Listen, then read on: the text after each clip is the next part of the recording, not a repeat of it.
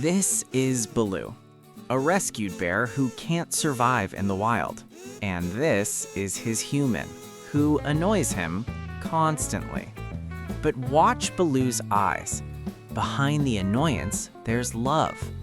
After every prank, he comes back. After every interruption, he forgives. Because this isn't just tolerance, this is family.